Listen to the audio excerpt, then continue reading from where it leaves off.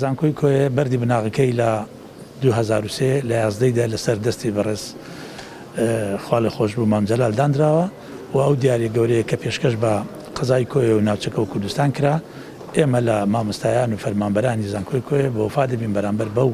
ئەرکەی کە پێمان سپاردرا بۆ ئەوەی ئاستی زانستی زانکۆکە بەرز ڕاگرین و مێژووی شاری کۆیە و نووسەران و ڕووناکبیران و سیاسەتمەدارانی کۆیە و ناوچەکە ئەومانە دەخوازی کە ئێمە لەسەر باگراوندێکی مێژووی گەورە لەو شارە و زانکۆیە دامەزرایە بۆیە کاتی خۆی کە دەڵێن مەلای گەورە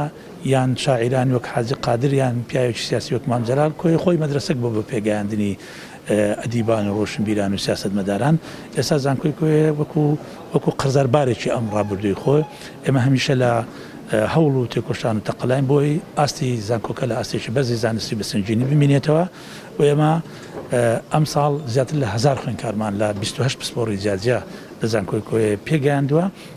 ئێمە ساڵانە ڕۆژی یازدەیدا کە ڕۆژی زانکۆی کۆیە مەراسیمی گەورە بەڕێ دەکەین کە بریتە لە مەراسیمی